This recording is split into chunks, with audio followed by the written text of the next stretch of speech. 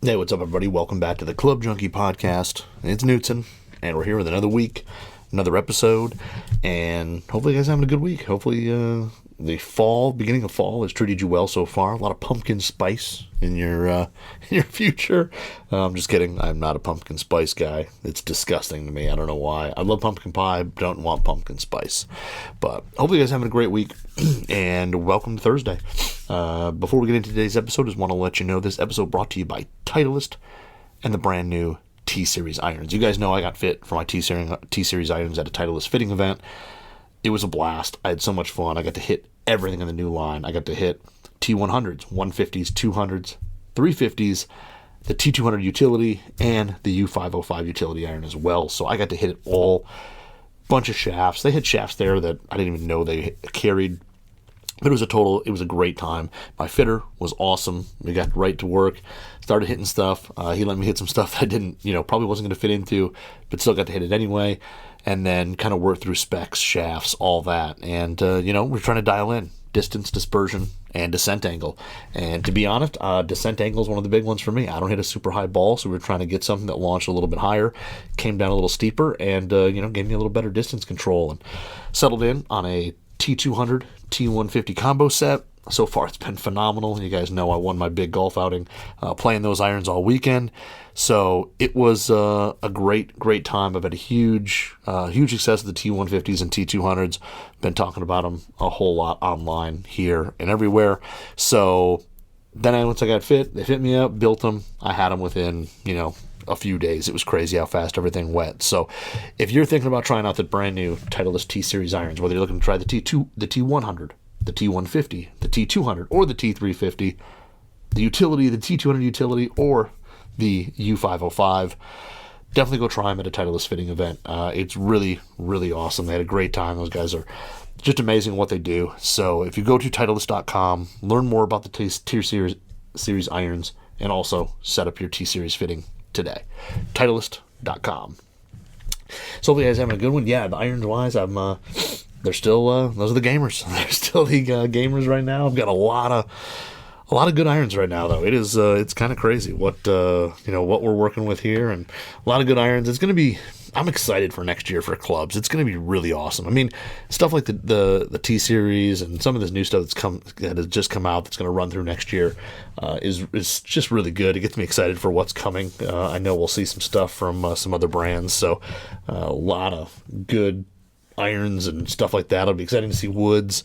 I haven't heard anything about them, any leaks yet, but I think we're probably going to start hearing some leaks and things like that, as I've heard the rumors that some sales meetings and things like that are on the horizon and coming up. So we'll probably hear some leaks and some little details here and there and all that. And that gets me super excited, super giddy for those type of things. But yeah, I played a little golf last weekend. It was good. Went out, played. Been hitting kind of a handful of things. We had our last league night last Thursday. We had the last one, which we usually do a little scramble. Everybody throws a few bucks in the pot, and you go out, and we kind of divide up whoever's going to be there. We're missing a handful of guys, but whoever's going to be there, divided it up by handicaps, and made his teams as even as possible. And then you play a little four-man scramble and just something fun. And then we all go in and see who won, divide up some money, and have a beverage and maybe dinner and shoot the breeze, and then kind of say goodbye to people. It's unfortunate. You kind of say goodbye and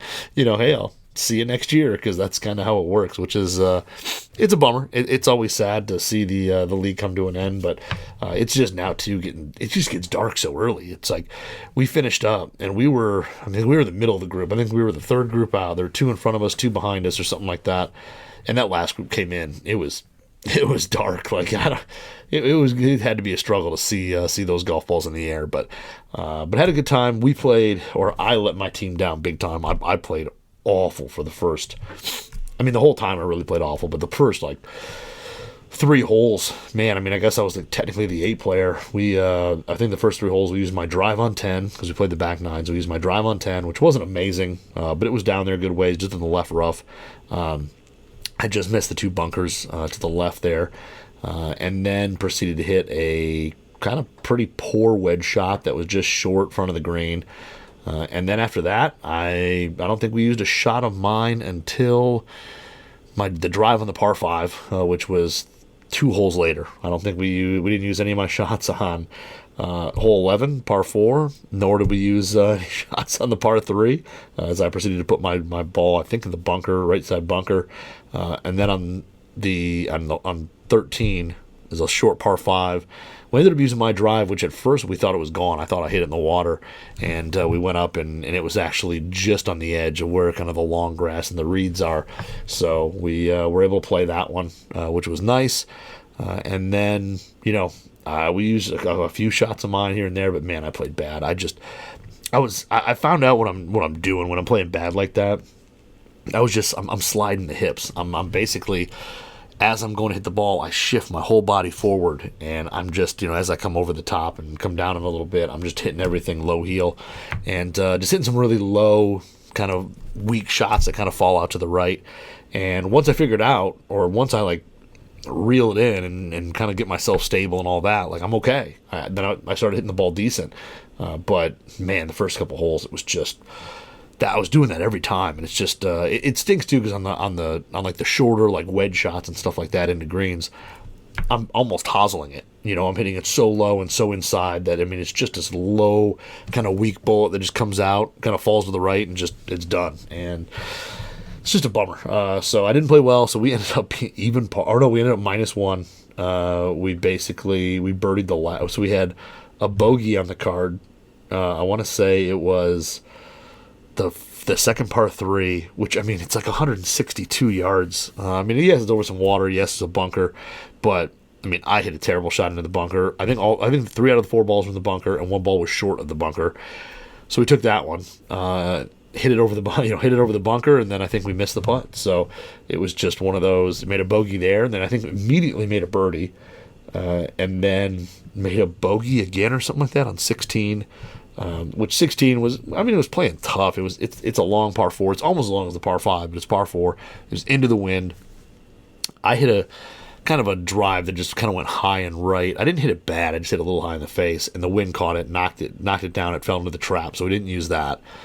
So we moved back to another drive that we had in the second cut, and it was 208 into the wind to the flag, which is pretty much middle.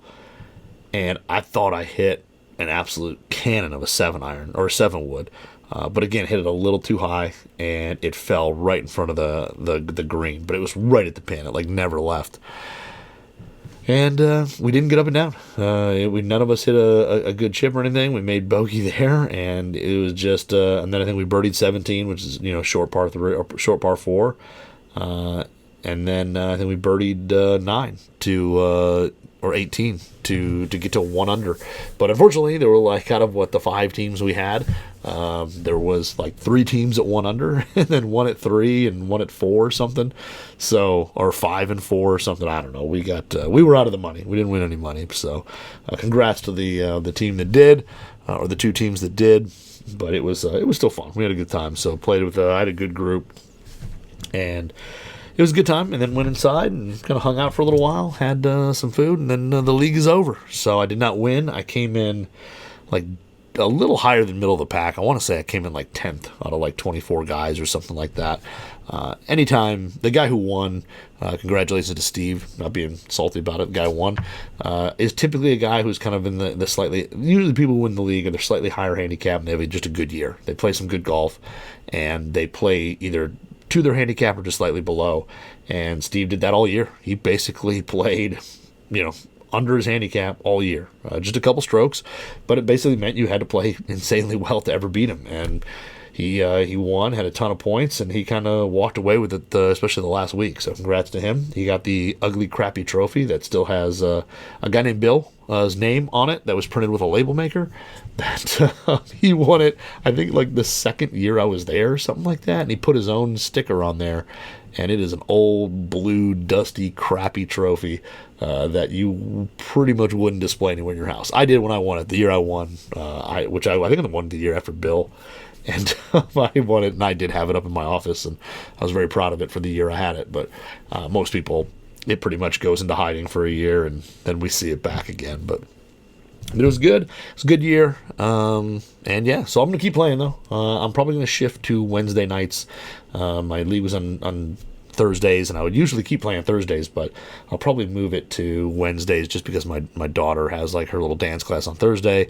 I'd probably like to go see that a few times, so I'll probably move to a Wednesday night. So I'm hoping the course isn't crazy busy this year like it kind of was the past couple, and I can get out and just kind of play by myself and do a little like IG Live or something like that, and just kind of play and chat with you guys and hit some clubs and answer some questions or whatever. So hopefully we can get that done. I'm looking forward to it, and we'll see. But been hitting some stuff, and the thing that I've been hitting recently is some new grips. So a new company called RipIt Grips kind of reached out and said, hey, we would love to see if you would like to do some reviews on our grips. And as you see the butt section there, if you're watching this on YouTube, or want to, just search Golf Through Barracks Radio. And if you want to follow me on Instagram at Club Junkie Pod, we'll do a little, like yesterday, did a little Q&A, answered some questions, chatted about some stuff. It was a whole lot of fun.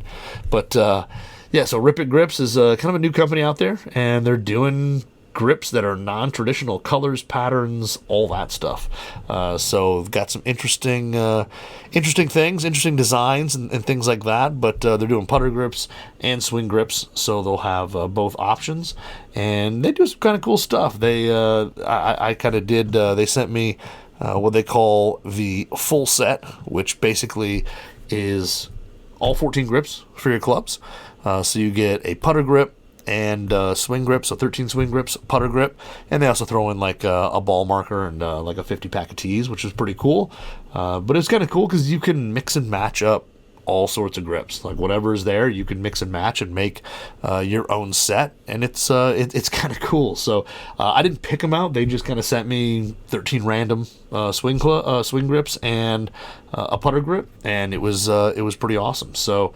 The RipIt Grips, they're all rubber grips, and honestly, they've got some pretty cool designs, something different. They've got, and then another kind of cool thing is they put the name basically like on the little butt cap.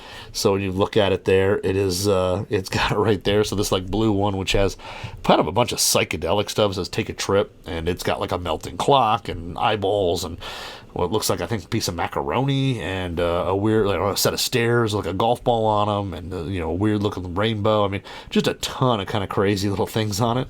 But not only does it have some cool designs, it actually has some pretty good traction on it too. Like it's actually, it kind of looks slick right out of the box, and you kind of look at it and go, oh, I don't know if this is going to be kind of tacky enough. But once you get them on, they're pretty nice. They're kind of they kind of feel like a Tour Velvet in a way. I mean, it's just like that kind of texture where it's really kind of small little textures in there, and they equal out to being actually having some good traction on it. The rubber is kind of like, I'll call it a medium firmness. It's not as firm as like a cord grip or anything like that, but it's also not as soft as some of the, I'm trying to think, like a CP2 or something like that. It's not near as soft as that. So it's kind of a medium firmness, and I would say very comparable to a Tour Velvet, maybe just a smidge softer, but not much at all. So this was the Take a Trip one in blue. I think they Take a Trip in a couple different colors, like a light blue, a dark blue. And then the other one they've got here is the Geo, which I've got a handful of the Geos on my set. The Geo here, this is the green Geo, which is kind of like a I'm trying to think, what do you call it? Kind of like a hexagon type pattern. And it's actually pretty cool. This one, actually, I like the traction on it the best. For whatever reason, I think those hexagons kind of make or I guess not a hexagon. Oh yeah, hexagon. They kind of make it the traction on there really, really good. So I really like the feel of the Geo a lot. It's just got a solid feel. And the nice thing is too is they really don't have any like logos on them. The logos on the butt cap, but when you put them on, like this Geo has like no logo whatsoever. It has no marking, so it doesn't matter if you put it on, right side up. There's no logo down. There's no logo up, no logo down. There's just, nothing there. So, for me, I just basically put it on standard, and there's a little bit, like kind of a little bit of a line that runs through the geometrical pattern. But I mean, you could put it on whichever way you like, and it's not going to matter, which is kind of cool, because I do, for the most part, put most of my grips logo down. I don't like really looking at a logo on it. I know it's not a huge deal, but I did that. So these things went on here. There's also the one that I put on, which I don't. Oh, I took it off the wall because it's on a driver. But the one called the Uncle Sam, which kind of has a red, white, and blue motif, which is pretty cool. It's kind of it's got a big eagle on it. It's red, white, and blue. That one's pretty awesome. The other one that I really like, the Uncle Sam, and the other one that I like was, I think it's sold out at the moment, which is a little bit of a bummer. But it's called the Daily Diet, which is it's got basically hamburgers and hot dogs and a beer can on it, and it's a pretty cool looking grip. I like that one a lot. And then they make another one that's kind of subtle. It's called Bones, and it's got like skeleton and type stuff on it, but it's not like filled in. There's no like paint fill on it really, so you can't really tell. It just kind of looks black unless you look up really close and you see the detail. But if you do the full set, it's pretty cool because it comes in a nice black box that has kind of a lot of their little logos and stuff and their designs all over the top of the box. You open it up, and it's kind of a foam-filled thing that has kind of cutouts, and each grip is stuck in there.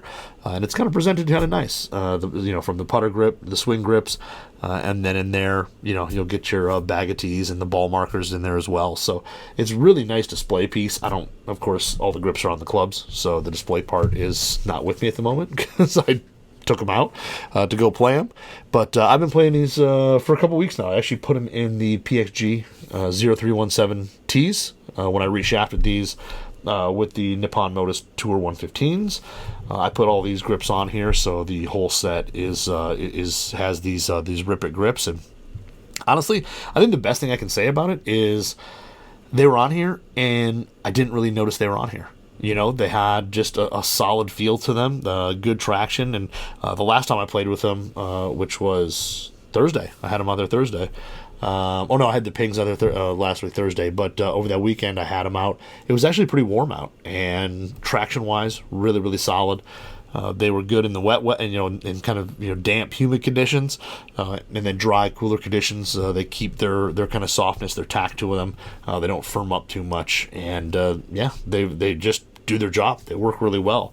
Long term, I haven't had them on long enough to really say anything about super long term durability or anything like that. I mean, these will be on here for a while. So as these are irons going into 2024, so these will be on here. So I'll be able to comment more on the true durability of them later on. In the next year or whatever, but overall they've been really good. The traction's solid with or without a glove. They've been really, really good. Size-wise is pretty standard. Up near the handle section, definitely standard. They've got a touch less taper than like the Tour Velvet 360 that I typically use.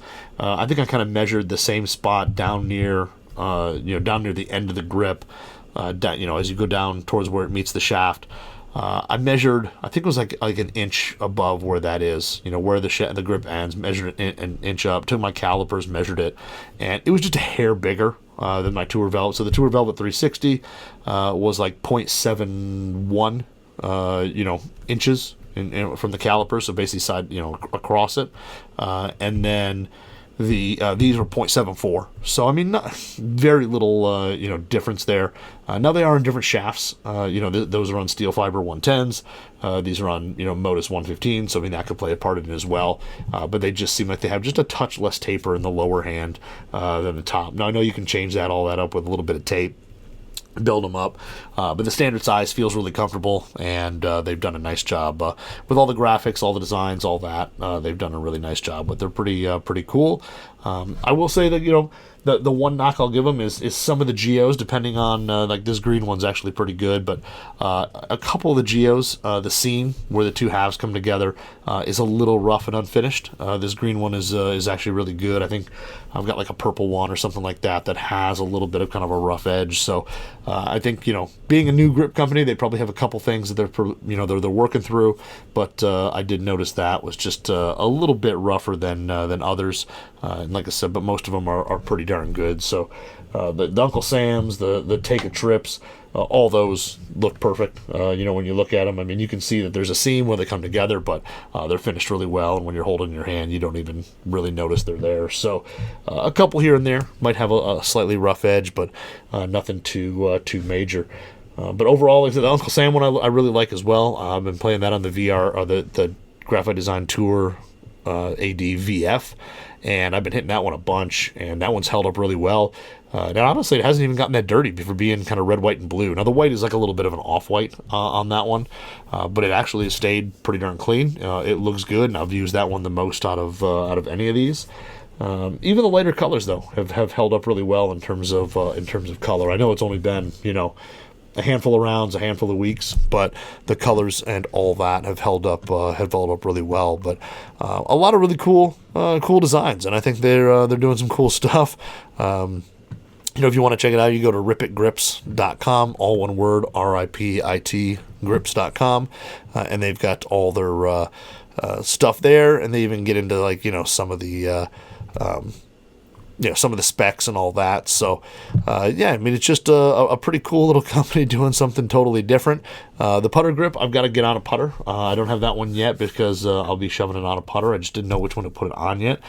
And I've been messing with, a handful of putters over there. So it'll go on one of them. I just haven't decided which one. But I like the fact that they'll do stuff where you can just buy a grip separate. You can, just buy an iron set. You can buy just a wood, a wedges and wood 3-pack. An iron set of 8, or you can do the full set. So these are pretty nice. They've done a nice job with these grips. Hopefully they'll get some of them in stock. There's a handful that are sold out in terms of designs, which is a little bit of a bummer, but I think they'll probably get some of those back in stock and come out with some new designs as well. But yeah, these things, they're not insanely cheap. Each grip on theirs is $18.50 if you're buying individuals. If you're buying like a set of 8, they go down to like $16.68, and if you're buying the full set, which would be $227, they're basically $13.83. So if you're buying a whole set, not that much more than, really not, it's $1 more than a traditional grip out there for the most part. You look at some of the Golf Pride Lambkin stuff that's maybe dual material and stuff like that. They're $12 easy. So these are pretty darn close, and they've got a lot of kind of more neat designs to them and stuff like that. But overall, just a really solid grip. I like the feel. I was a little worried, when they reached out, just going, are they going to be just soft, junky rubber? And they're not. They seem to be pretty high quality, and they've got a firmness to them that I kind of like. I don't like super soft grips, but if I'm gonna go, I'd rather be on the firm end of these things. But they've been really good. So full swings, all that. Have never had a problem with anything moving around or sliding. Again, haven't played them in the rain and can't really say in terms of longevity, but there's no wear on any of these after, a handful of rounds. There's nothing here that shows it's anything other than brand new, which is pretty solid. So, really kind of a cool little setup. So if you're looking for something different, looking for some new grips, you don't want to just go with the same, black rubber grips that you've always been sticking on there and want something different or unique, RipIt Grips definitely is offering something that you don't see every day, which is pretty cool. And you can make your set as wild, kind of like mine, which I think all the irons are different grips. I think there's 2 kind of like peach colored geos in there. So I think I spread those out. So like one's in the 9-iron, one's in the 5-iron or something. And then the rest are all, mixed and matched different colors, slightly different styles. And honestly, that didn't even bother me either. Going from a Geo to the Take a Trip to the Uncle Sam to whatever, they really don't, bother me at all in terms of being slightly different textures or anything like that. They're all pretty good. So it's kind of cool to look at that set and see kind of the rainbowish set of colors that it has. But I've liked them so far. They're really good. And then the putter grip, I'll be definitely trying out. And that is kind of like a wind style where it's got the foam or rubber base, and then it's got a kind of another material kind of sewn onto the top of it. So pretty interesting there. It's a little bit oversized, kind of like a Super Stroke 2.0, right about that size. But I'll get that on a putter and report back to you guys on that. But the RipIt Grip stuff, really solid. I've been impressed with it, and I think they did a nice job, with the grips. So check them out, RipItGrips.com. And see about kind of building your own set. I think the next time I do it, I might just do a bunch of Uncle Sam's or something. I don't know. They got a lot of options. It's cool. You can either go all one grip, or you could mix and match and do a bunch. But the feel and the quality of the grip seems really high. So really nice. And I've enjoyed having them on the 317Ts. Every time I played these irons, I played pretty well. So the grip is basically how you hold on to the club. So playing well with these, I got to give partial credit to the grips on there. So RipIt Grips, man, they've done a pretty cool job with those. But all right, so after some grips, I do have the next thing I want to talk about is something interesting, because I didn't really plan on hitting this club again. This is an old club, so it's not really a review. It's more talking about kind of something fun that I hit. But when I was out playing our little scramble, I was like, I of course, unlike most people, I'm agonizing over what is going in the bag and what I'm going to play. And, when you sit there and look at scrambles, you're like, all right, what clubs don't I hit? And, it's like, well, I don't really hit a 3-wood much. And, da-da-da-da. So kind of looking at what clubs would go in the bag. And the wedge setup, a lot of times I try to put in I used to carry a 64 in a lot of scrambles, just in case, you're kind of short-sided or you need to hit some kind of crazy shot or want to attempt something, if you had a safe ball on the green or something like that. So with the wedges, I went with my setup and did kind of a 50, 54, 58 off there. And then for my lob wedge, brought out the old Callaway X Tour. So the X Tour, this thing is, I think, from 2006, but a forged Mac Daddy grooves, like OG Mac Daddy grooves, like illegal Mac Daddy grooves. So they, this is definitely one of those things that I can't get it to focus on YouTube. But the big box square grooves, and this is actually the PM grind version, which, if you don't remember this back in the day, the PM grind was the one that had basically a big kind of concave sole. So when you set it down, it almost had an arch on the bottom that went from the leading edge down to the deepest part of the bounce on the sole. And this is, or was, like my favorite grind ever. I thought it was just so versatile. You could sit there and if you played it square, the way that sole was designed, it didn't dig at all. It got into the turf and kind of got out. Albeit maybe not the fastest, release of a club out of the turf. And then when you opened the face up, out of the lightest, fluffiest sand, it didn't matter. This thing floated right through it, which was awesome. And then, if you had a crazy tight lie, you could press the shaft forward and get the leading edge into the ground and kind of hit a low little, spinning shot. And it was just, to me, a super versatile grind. And I love the wedges. They felt super soft. They were just all around really good wedges. And these are my favorites. And I've had a handful of them over the years. Especially back then, I used to snag them up for pretty cheap when people weren't playing them much. But I've got two 58s. This is the one that I actually got when I was a member of Golf WRX, the forums, and actually got selected to go to the first Callaway trip one of the first Callaway trips back in 2012. I think they called it CalaWorks, Cala WRX, and they built this for me when they fit me for my set and everything. I was talking about this wedge, and Garrett Pond, who's a fitter over at ECPC, the Elite Callaway Performance Center, was working with me and all that, and I told him how I love this wedge, and he was like, "Oh, follow me." And he walked over and opened up this big old steel cabinet, and he had just, as many wedges as you could think of, any old one, everything that they had, and he was like, "Is this what you're looking for?" And I was like, "Yeah." He's like, "Yeah, you want chrome or the kind of antique finish?" And I was like, "Antique." So they built that thing up, put one of those Fujikura graphite 95T wedge shafts in it, and he went through and put a little snow stamping on it and a little 4-leaf clover for luck. And I played it for a little while, and then shortly after that they changed, or the groove rule had already been changed, but they came out with, I think, the forged wedges in 2013, and I started playing those. So this actually only got a little bit of time on it before it basically became a wall hanger. I have one other. I have a 58 that I think was hand ground by Garrett. We were talking at the same time, and I was like, I have one that's hand ground. And when I was doing Callaway demo days, I think I was expressing something of the love I had for these things. And the guy who was the local rep around here, Brian, who's just an awesome guy, he's now retired from the job, but he all of a sudden walked in and he had a wedge in the bag, and he's like, here you go. And, he basically had one made, and they ground it. And I was talking to Garrett, and he's like, I might have ground that, actually. I was like, oh, man, that's pretty cool. So yeah, the PM grind, it was kind of named after Mickelson, and just a high bounce, I think pretty versatile grind. The only thing is, if you're trying to play wide open flop shots off a super tight lie, it's not the most amazing for that, but everything else it works pretty well for. And if you're playing soft conditions, it really does well. But it's got the old OG Mac Daddy grooves, which, if any of us remember, were just amazing.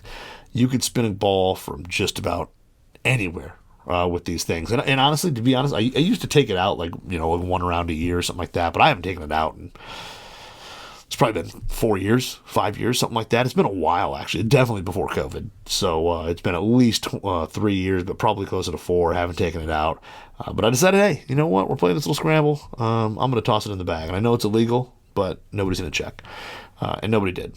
But and it didn't matter because we didn't win any money anyway. But I took this bad boy out.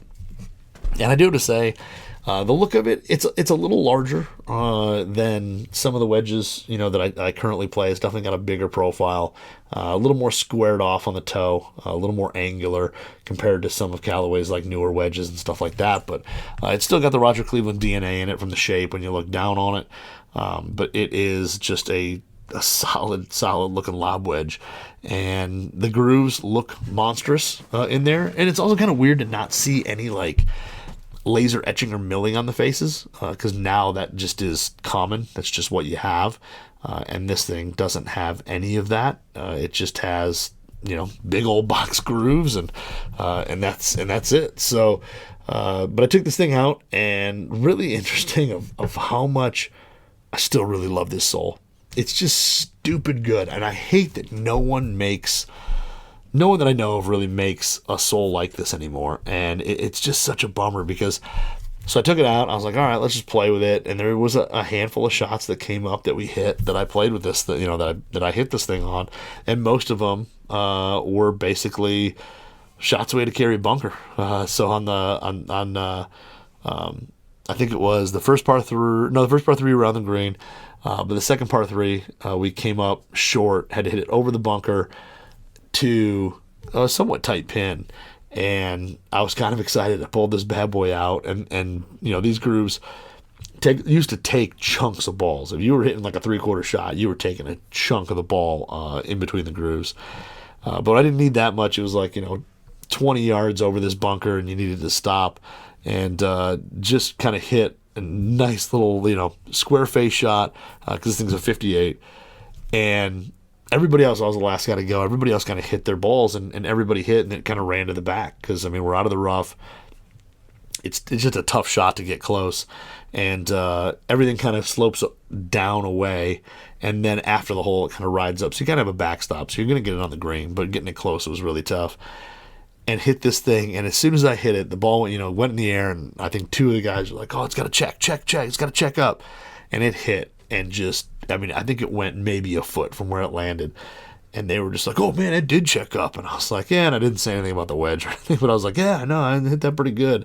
But, hitting it out of the rough for shots that, I know the grooves have come a long ways, and we're seeing more and more spin, but, man, these things, out of the rough especially, just stopped balls. And then you look down, and there was a little bit of white cover inside there. So I was playing, I think, a Srixon Z-Star.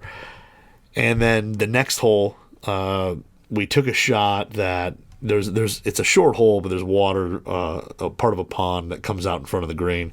So really you only have to hit it like, I think you can push it down to like just over 200 yards to get to the end of the fairway where you're getting close to the water. But I usually just hit like a 6-iron and then, hit like a between pitching wedge and 9-iron into the green. But I hit driver. I pulled a little left anyway. It went over near the cart path, but it was safe, and it would have been wet if I hit it straight.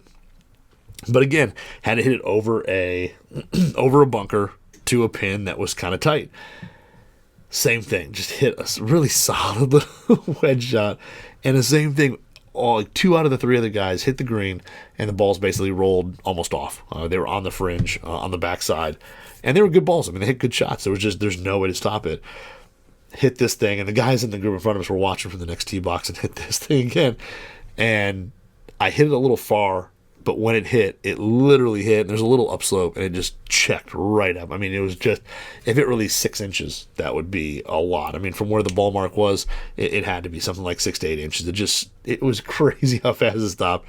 Again, look down, got a little ball in the groove, so that Z-Star had 2 spots on it that it was missing a little bit of cover. And then we had another hole, I think it was 17, we were just short.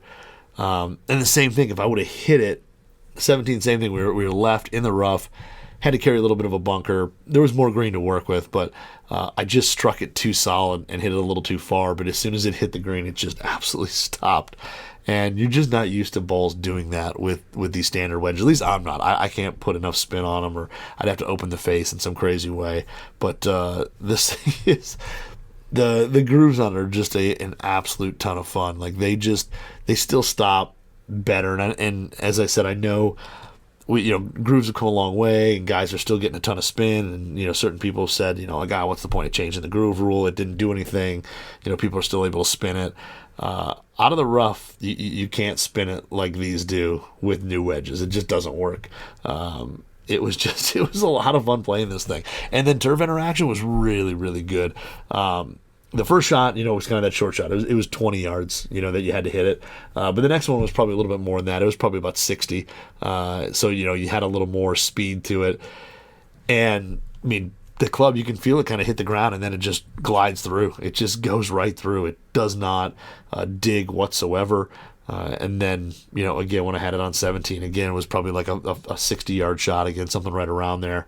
And the sole just has really good turf interaction, and it kind of made me fall in love with it again, kind of wishing, man, I really wish I could find, this sole, for a wedge. I'd almost prefer it in the sand wedge, to be honest. I like, get a little 56 and play it, because this thing's 11 degrees of bounce. I think it's more than that when you look at, when you actually set the wedge up and look at it. It looks like more than 11 degrees, but I think this thing in a sand wedge would be so good. Something that you're not worried as much about opening the face fully up. It could be really, really solid. But the glory days of box screws, man, were just awesome. It just is so much spin. I know it demolished golf balls, and I basically threw that Srixon away after 9 holes because it was all scuffed up from literally 3 wedge shots that weren't even close to full. It just still scuffed it up, which was pretty interesting. But these box screws were just a whole lot of fun, and to throw one in the bag every once in a while just to go play it and kind of see the difference and hit some of those shots. It was just kind of fun, just the nostalgia of it was just is really cool. So if you have like an old box groove wedge, sand wedge, lob wedge laying around, something that you really loved and just had no value, so you didn't sell it, take it out every once in a while and go play with it. It's just kind of fun to see the difference of what these things offered compared to what we have now, which is still really, really good. But this PM grind, this X Tour PM grind was just, I think, a super underrated wedge. It doesn't get talked about a whole lot, but I think this thing is super underrated, and I think this sole, honestly, needs to come back. Somebody needs to make something like this, or this exact sole, or Callaway does. Throw it on there, and definitely, this guy will buy one, that's for sure. But I think these things are really awesome. So just a fun little experiment. I guess it's not necessarily a review in a sense, but but just something fun to play. One of the old box groove wedges and check out all the spin and it offered, and for a sole that they don't really make anymore, which is a little bit of a bummer. But that's all I've got. A 2006 wedge is kind of what I ended with, but that's all I've got this week. Hopefully you guys have a good week. Hope you're playing some golf. I'm playing on Sunday morning. Super excited. I'm gonna put the bag together. I don't really know what's going. The only thing I do know, I think I'm playing TSR2 with that Graphite Design Tour VF, Tour AD VF. I'm gonna play that in the TSR2. I think I'm gonna play my 3-wood. I think I'm gonna bring the TSR2 3-wood, but a Graphite Design GP7 that I had laying around. I kind of found it in my drawer, and it had a Titleist tip on it. I want to say I maybe used it with like maybe a TSI head. I had a TSI 3 head, a 3-wood head, so I think I was using it with that for a little bit. So I'm going to put that on there. So GP and the VF going out, and then iron-wise, I don't know. I'm debating. I feel like I haven't taken the Titleist out in a little bit, so maybe I'll take those. But then the Callaways, and I don't know. I'm kind of battling between, 4 sets of irons. Basically, right now, if I had to rank them, number one is the T-Series. The 200 150 combo set is kind of number one. Number two, that Apex triple play is just kind of insanely good. I really like how those things play. And then, honestly, three, PXG 0317Ts. They're good cheater clubs, man. They're solid, and I know people have their own opinion on PXG and all that, but they're solid. They did a really nice job with them. And then four, the Ping I230s have dropped to four, which is kind of crazy. And then if I had to go into five to go in the rest of the sets, the Cobra King Tours. And the worst part is that the fifth one is still so good. So a lot of good irons to go through, and I want to kind of play a little bit more with each one of them before the season's over. So that's all I've got. Again, if you're wherever you're listening to the podcast, please like, subscribe, whatever they do. If you want to watch on YouTube, Golf the BRX Radio, and everything's there. And then also, if you want to follow me on Instagram, at Club Junkie Pod, try to post a lot of just random stuff with clubs. So hopefully you guys have a great weekend. Enjoy it, play some golf, and we'll talk next week.